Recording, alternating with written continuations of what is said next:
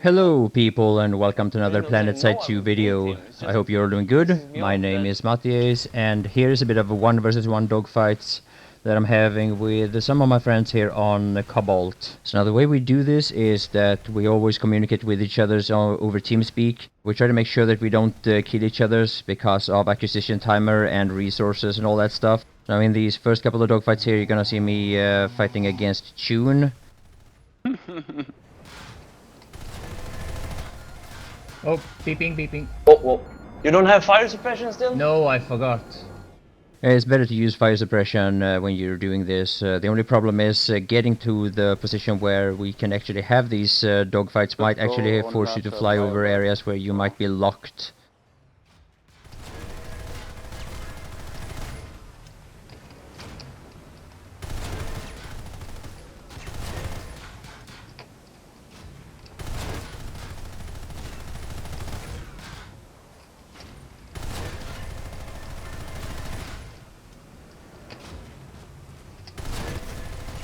Whoa, you're burning? No, I'm fine. Okay, wait, then. You know what it is? No. It's when you fire from a certain range, Yeah. when your bullets come out, it looks like you're on fire. Because I Alright, let's go. Now these dogfights as you see here are not very recent. We did this mostly to try out a couple of things and also to try to get familiar with the way the ESF's handles after game update 9. Some things were changed. A lot of people were really disappointed. Some of my friends more or less quit playing ESF. Some of the better pilots actually, at least they stopped being interested in dogfighting. Me personally, I realized in about February, March that this kind of dogfighting doesn't seem to have much of a meaning in Planetside 2, even though it is really a lot of fun. One of the things that I would like to give you as a little bit of an advice if you want to get into this and you're not very familiar with it, is you need to have your graphics settings so that your graphics quality is set on medium and your particles is set on high. That is the easiest way of seeing your tracers or seeing your shots as they come out of your ESF. And that's the only way you can get a lead on your target as they're moving around. Another thing is to have the right brightness. Normally that is the brightness all the way down to low. This is actually one of the few exceptions to that. In this case it is a little bit too dark and I have a really hard time seeing in what direction Tune is going here. But normally the biggest problem is that your background is so bright that you can't see your traces because they kind of blend into the background. Of course, pressing Q to spot your opponent is something you should always do in a game like this. This is not the only game where spotting actually is a big part of the game. But it really doesn't help you see in what direction your opponent is going. In what speed, in what angle, so you have to be able to see your opponent clearly in order to be able to predict where they're actually going. And in this case, here you can see the problem with not having the right brightness. And I know that Tune was having a little bit of the same problem here. We're mostly just experimenting with these things as we go along here.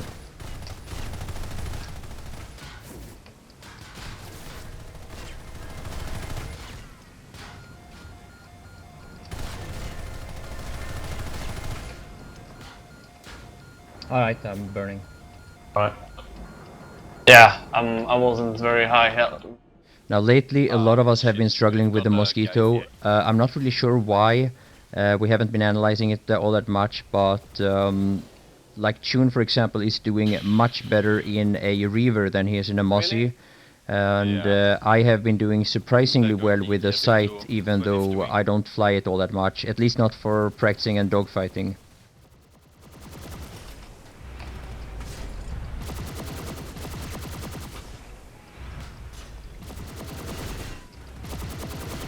Nice. Okay, I use fire suppression. Okay, cool.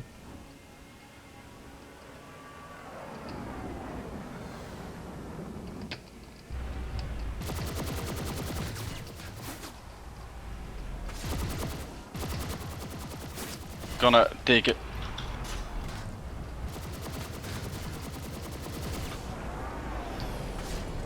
Whoa.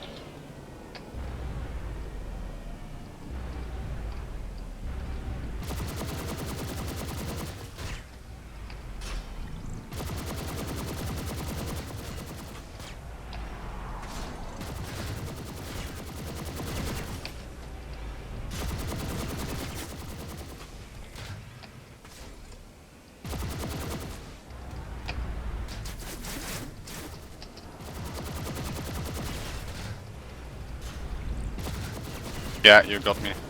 Alright. Nice one. Now, to a lot of players, a lot of pilots, it would have been really great if we could have been able to set this up in a similar environment like the virtual reality room, where you can actually go on and dogfight each other like this over and over again. And doing that without worrying about acquisition timer or resources and stuff like that. But it doesn't seem like SOE is particularly interested in this. Instead, we have heard statements from Matt Higbee saying that they need to add some ESF weapons so that average players or average pilots will be able to beat pilots that are much more experienced. I'm not going to try to speculate in why SOE reasoned this way.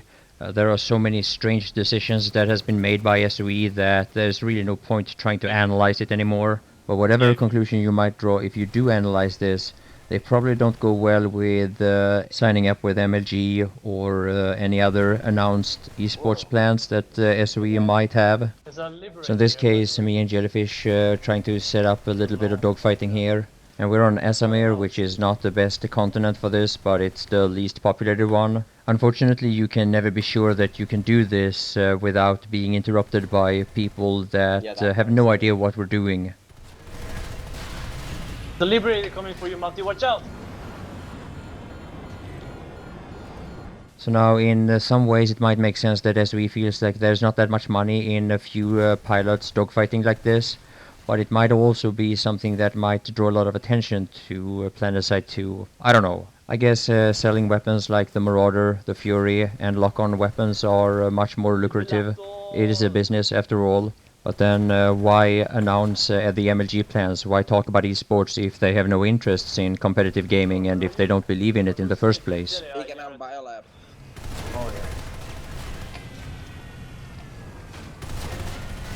Oops, okay, you almost... Yeah, we are defending crossroads, by the way. Alright, that's nice.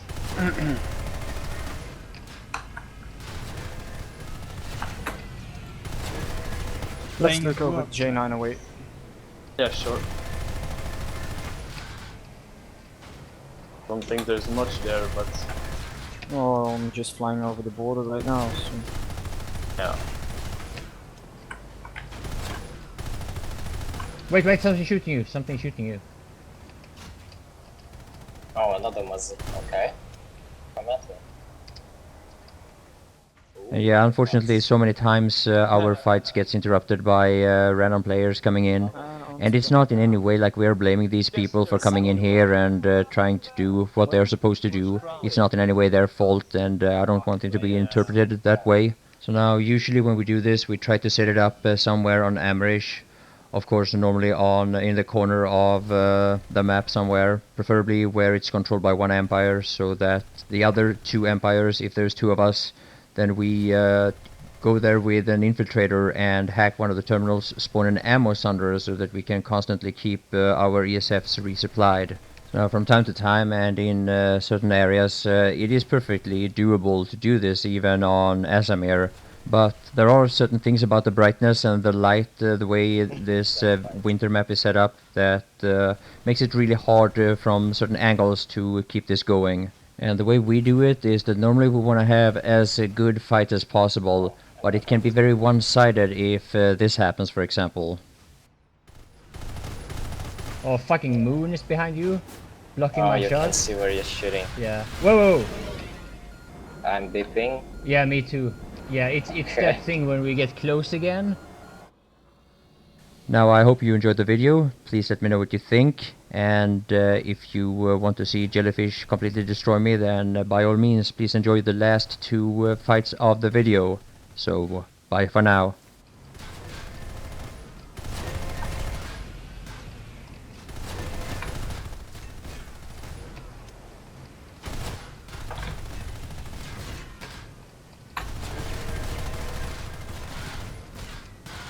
Whoa. Hi.